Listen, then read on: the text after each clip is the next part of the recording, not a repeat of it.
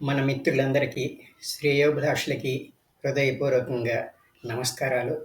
అలాగే మా యొక్క ఛానల్‌ని సబ్స్క్రైబ్ చేసుకొని, మమ్మల్ని ఆదరిస్తున్న మిత్రులందరికీ కూడా కృతజ్ఞతలు, నమస్కారాలు. అయితే ఈ మన ఛానల్ ద్వారా ప్రస్తుతానికి పురాణాలు అలాగే వినిపించడం జరిగింది. అలాగే ప్రత్యేక పండగలు అంటే కుంభమేళా గానీ, లేకపోతే అప్పుడు అయోధ్య రామ మందిర ప్రతిష్ట ఇటువంటివన్నీ కూడా తెలియపరచడం జరిగింది.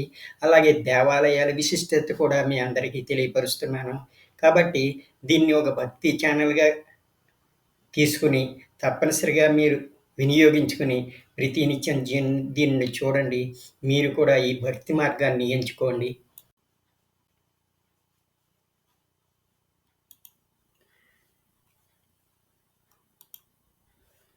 ఈరోజు కూడా మీకు సూర్య దేవాలయం గురించే చెప్తాను.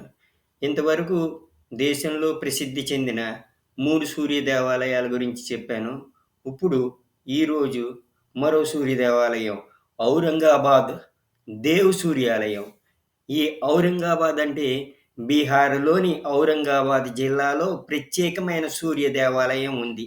దీని దర్వాజా అంటే సింహద్వారం తూర్పుకు బదులుగా పడమర వైపు ఉంటుంది. ఈ దేవార్క సూర్యాలయం త్రేతాయుగానికి చెందినదిగా చెబుతారు. ఇక్కడ 7 రథాలపై ప్రయాణించే సూర్యదేవుని 3 రూపాలు కనిపిస్తాయి. ఇందులో ఉదయాచల అంటే ఉదయించడం, మధ్యాచల అంటే మధ్యాహ్నం, అస్తాచల అంటే అస్తమించే సూర్యుడు కనబడతాడు. సూర్య దేవాలయం భారతదేశంలోని బీహారులో ఒక హిందూ దేవాలయం. ఈ ఆలయం చెత్త పూజ కోసం సూర్య భగవానుడికి అంకితం చేయబడిన సూర్య మందిరం. ఈ ఆలయం భారతదేశంలోని బీహార్ రాష్ట్రంలో ఔరంగాబాద్‌లోని దేవ్ టౌన్‌లో ఉంది. సాధారణంగా ఉదయించే సూర్యుడిని కాకుండా అస్తమించే సూర్యునికి పశ్చిమ ముఖానగా ఉండటం వల్ల ఈ ఆలయం ప్రత్యేకంగా ఉంటుంది. ఇది సూర్యారాధన, ఛత్ పూజ కోసం అత్యంత పవిత్రమైన ప్రదేశంగా పరిగణించబడుతుంది. దేవ్ సూర్య మందిరం ఔరంగాబాద్ జిల్లాలో హెడ్ క్వార్టర్స్ నుండి 18 కిలోమీటర్ల దూరంలో ఉంది. పురావస్తు శాఖ నుండి ముఖ్యమైన ఆలయం.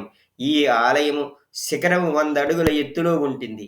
భారతదేశంలోని సూర్య దేవాలయంలో అత్యంత అరుదైన మరియు పురాతనమైనది.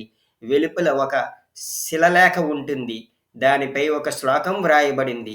ఇది మాఘమాస శుక్లపక్షంలో 5వ రోజున గురువారం నాడు ఈల కుమారుడు ఆయిల్ అనే చెప్పే ఆర్యభట్టు పుస్తకము నుండి తీసుకోబడింది. 12,16,000 సంవత్సరాల క్రితం త్రేతాయుగంలో ఈ సూర్య దేవాలయాన్ని స్థాపించాడు ఈల మనువు కుమార్తె.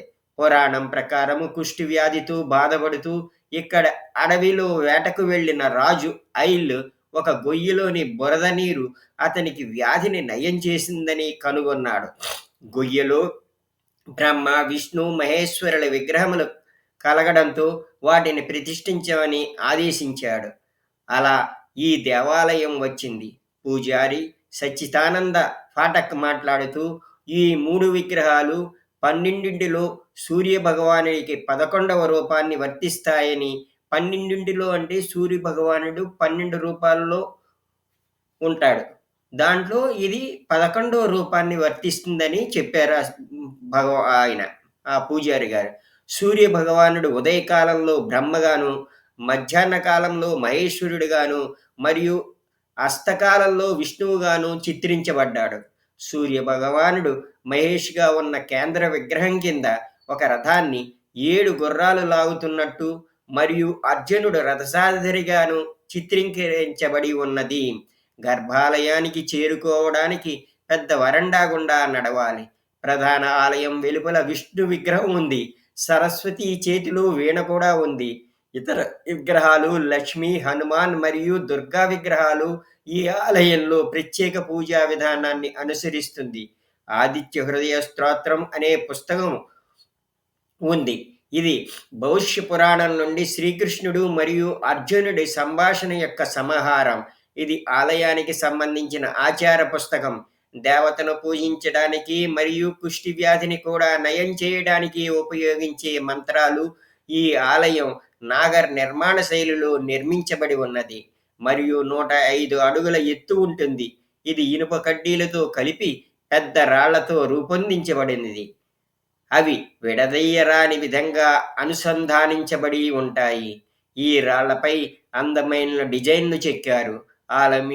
ఆలయము యొక్క ప్రత్యేకత ఏమిటంటే, ఆలయం మొత్తం దాని రాతి గోడలపై చెక్కబడిన రుద్రాక్షమాలచే చుట్టబడి ఉంటుంది. మరో ముఖ్యమైన విషయం ఏమిటంటే, సూర్య భగవానుడికి ఆలయాలన్నీ ఇక్కడ ద్వారం వద్ద గోడలు మరియు గోపురాలపై చెక్కబడడం ద్వారా ప్రాతినిధ్యం వహిస్తాయి.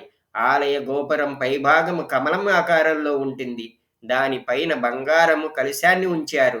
ఆలయ నిర్మాణం చాలా దూరంలో ఉన్నప్పటికీ మొదటి ప్రవేశ ద్వారం నుండి గర్భగుడిలోని దేవతలను ఎవరైనా సరే చూడవచ్చు.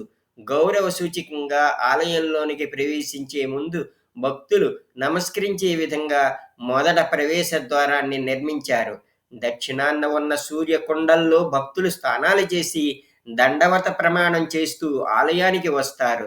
మొలాసిస్, ఎండు ద్రాక్ష మరియు బాదం పప్పుతో చేసిన స్వీట్లని, ఎర్రటి తినదగిన వస్తువుల భోగాన్ని అందచేస్తారు మరియు సూర్యోదయం మరియు సూర్యాస్తయ సమయాలలో ఆర్తి చేస్తారు. కాబట్టి దాని సమయం మారుతూ ఉంటుంది. మాఘమాస శుక్లపక్షంలో సప్తమి నాడు సూర్యదేవత జన్మదినం భక్తులు ఇక్కడికి వచ్చినప్పుడు వారికి అన్నము మరియు పాలతో తయారు చేసిన ప్రత్యేక భీర్ పంపిణీ చేస్తారు. కార్తీక మాసము, చైత్ర మాసంలో శతపూజ ఇక్కడ పెద్ద ఎత్తున జరుపుకుంటారు. భక్తులు సూర్యకుండ నుంచి సూర్య భగవానుడికి అర్ఘ్యం అర్పిస్తారు. ప్రతి సంవత్సరము బీహార్ ప్రభుత్వం ఇక్కడ సూర్య మహోత్సవాన్ని జరుపుకుంటూ ఉంటుంది. దీనిలో వివిధ ప్రభుత్వ శాఖల వివరాలు ప్రదర్శించబడే ఒక ప్రదర్శన మరియు అనేక సాంస్కృతిక కార్యక్రమాలు నిర్వహించబడతాయి. ఈ దేవాలయం చాలా అత్యున్నతమైనది. ఈ ఆలయ వార్షిక చెత్త పండుగ వేడుకలకు ప్రసిద్ధి చెందింది.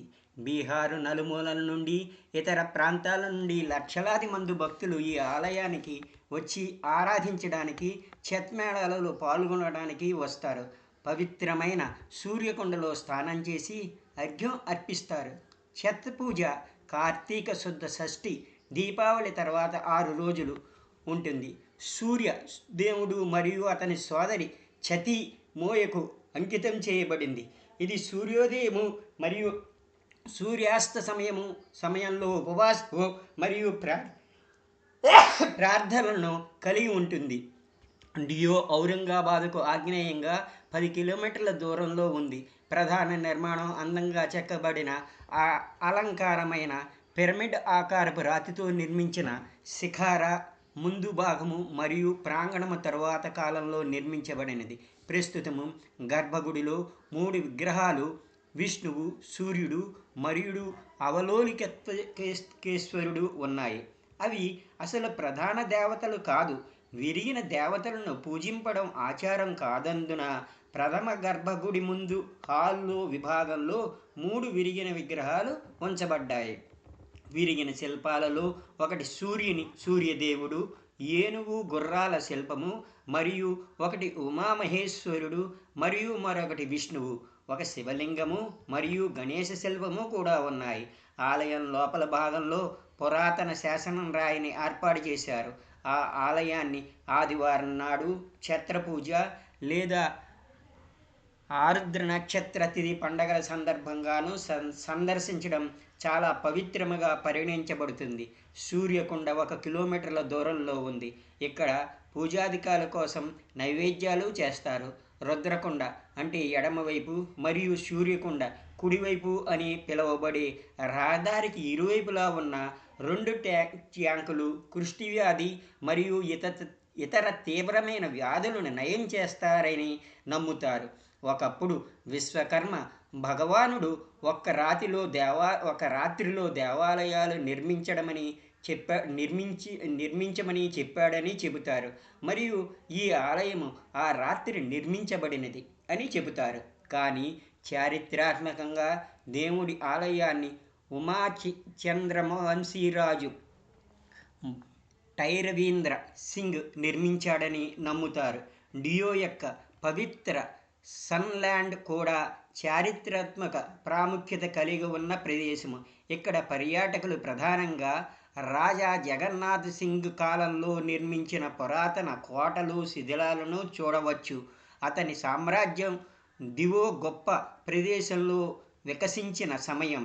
అతని ప్రధాన పరిపాలనా కేంద్రం డియోకి దక్షిణాన దాదాపు 3-4 కిలోమీటర్ల దూరంలో ఉన్న కాంచీనాపూర్ గ్రామంలో ఉంది. పర్యాటకులను ఆకర్షించే ఇతర ప్రదేశము అడవులు మరియు బారా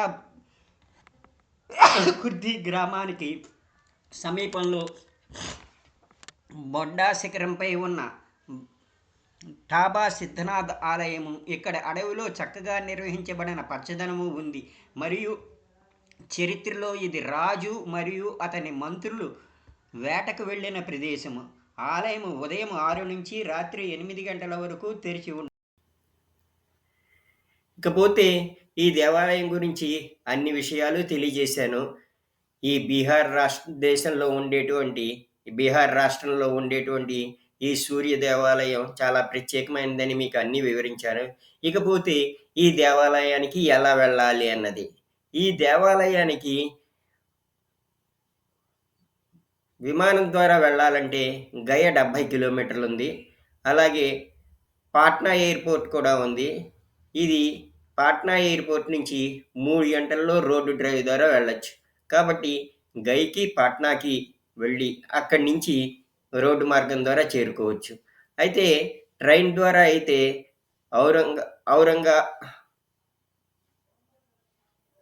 ఔరంగా నారాయణ రోడ్ అనేటువంటి స్టేషన్ కూడా ఉంది. దానికి 20 కిలోమీటర్ల దూరంలో ఈ దేవాలయం ఉంటుంది. అలాగే పాట్నా, ఔరంగాబాదు ఈ స్టేషన్లకి దేశంలోని వివిధ ప్రాంతాల నుంచి రైల్వే అనుసంధానించబడింది. కాబట్టి పాట్నా కానీ ఔరంగాబాద్ కానీ వెళ్ళి అక్కడి నుంచి రోడ్డు మార్గం ద్వారా 3 గంటల లోపు మనం ఆ దేవాలయాన్ని చేరుకోవచ్చు. ఇంకా రోడ్డు మార్గం అంటే పాట్నా నుంచి 160 కిలోమీటర్లు ఇది డైరెక్ట్గాను. కాబట్టి మనం పాట్నా చేరుకుంటే ఎక్కడి నుంచి అయినా సరే రైలు మార్గం ద్వారా కానీ విమాన మార్గం ద్వారా కానీ అక్కడికి చేరుకుంటే అక్కడి నుంచి రోడ్డు మార్గం ద్వారా 3 అవర్స్ లోపల ఈ దేవాలయానికి చేరుకోవచ్చు.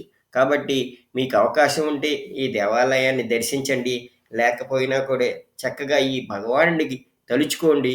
ఆయన సూర్య భగవాన్ని అవతారంగా భావించేటటువంటి ఓం శ్రీ భాస్కరాయ నమః, ఓం శ్రీ భాస్కరాయ నమః, ఓం శ్రీ భాస్కరాయ నమః అనేటువంటి నామజపాన్ని పఠించండి. మీ యొక్క ఆరోగ్యాన్ని, మీ కోరికలను సిద్ధింపజేసుకోండి. ఇక ఈరోజు మీరు విన్నటువంటి ఈ నామజపాన్ని మాత్రం మర్చిపోకండి. ఎందుచేతనంటే నామజపానికి ఉన్న శక్తి అనంతమైనదని, మోక్ష సాధనకు సులభమైన మార్గమని పెద్ద పెద్ద పీఠాధిపతులు, వేద పండితులు చెబుతూ ఉంటారు. మీరు అవకాశం ఉన్నంత మేర ఎక్కువ సార్లు ఈ రోజున ఈ నామదాన్ని స్మరించడం మర్చిపోకుండా చెయ్యండి. ఈ నామస్మరణం చేయడం ద్వారా అద్భుతమైన, అనంతమైన అక్షయ ఫలితాలు పొంది మీ కోరికలన్నీ తీర్చుకొని సంపూర్ణ ఆరోగ్యాన్ని సిద్ధింపచేసుకోవాలని కోరుకుంటున్నాను. అలాగే ఈ మా ఎంపీవైపీ ఛానల్ని కూడా సబ్స్క్రైబ్ చేసుకుని బెల్ గుర్తు ప్రెస్ చేయడం ద్వారా ప్రతినిత్యము మీరు నోటిఫికేషన్ వచ్చేట్లా చూసుకోండి. అలాగే లైక్ చేయండి, మీ బంధుమిత్రులందరికీ షేర్ చేయండి. ఈ సహాయం, మీరు అందించే ఈ సహాయం మాకు ఎంతో ప్రోత్సాహాన్ని, ఉత్సాహాన్ని ఇస్తుంది. అలాగే మీకు ఇంతవరకు వివరించిన అన్ని విషయాలు కూడా నాకు తెలిసినవి, మా మిత్రులు, బంధువులు, పెద్దలు చెప్పినవి, అలాగే వివిధ మీడియాల ద్వారా, పుస్తకాల ద్వారా సేకరించినవి మాత్రమే అని మీకు తెలియచేస్తున్నాను. వీటికి ఏ విధమైనటువంటి శాస్త్రీయ ఆధారాలు కానీ, నిజ నిర్ధారణలు కానీ లేవని గ్రహించండి. ఈ ఛానల్ ద్వారా మీకు అందించే వివిధ విషయాలు కూడా మీ యొక్క అవగాహనకు మాత్రమే అందిస్తున్నామని గ్రహించండి. అలాగే ఈ రోజుకి నమస్కారం. రేపు మరిన్ని విషయాలతో కలుద్దాం.